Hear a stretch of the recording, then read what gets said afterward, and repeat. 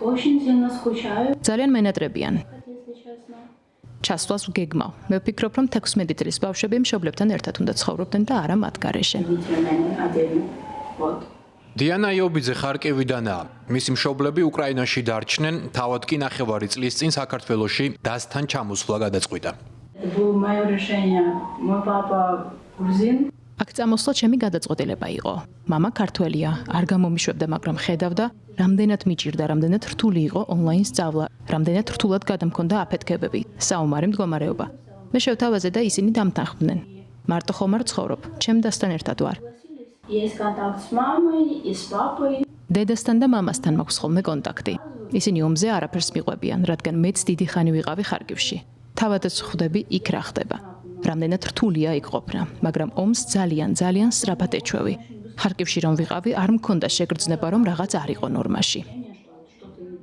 დიანას მსგავსად 3 წლის წინ ამ ბავშვების ყოველდღიურობა რადიკალურად შეიცვალა. უკრაინაში დაწყებულმა ომმა ისინი აიძულა, რომ სამშობლო დაეტოვებინათ. შვილებისთვის უსაფრთხო გარემოს ძიებისას კი მათმა მშობლებმა არჩევანი საქართველოზე შეაჩერეს. ომამდე ჯერ კიდევ 2022 წელს თებერვალში გადავწყვიტეთ საქართველოში ჩამოსულიყავით სტუმრად. 23 თებერვალს გამოვფრინდით დილით. გაგვიმართლა და ომის დაწყებამდე ერთი დღით ადრე აქ აღმოვჩნდით. კიევიდან ჩამოვედით, იქ დარჩნენ ბებია და ბაბუა. ამბობენ, რომ იქ დაძაბული ვითარებაა. მეგობრებს ვესაუბრები ხოლმე. გვირჩევნია, რომ ომზე არ ვისაუბროთ. არც ისე სასიამოვნო საკითხი, ამიტომ უფრო კარგზე ვცდილობთ ვისაუბროთ.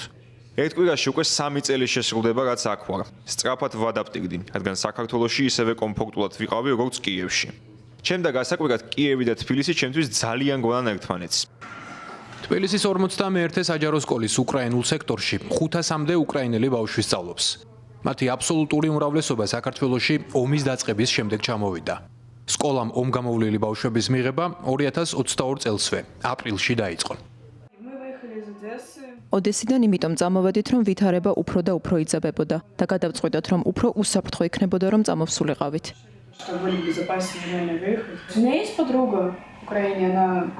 მყავს მეგობარი, რომელიც ამბობს, რომ ხალხი დიდად აღარ აქცევს ომს ყურადღებას, იმას, რომ განგაშია ხოლმე მიეჩვივნენ.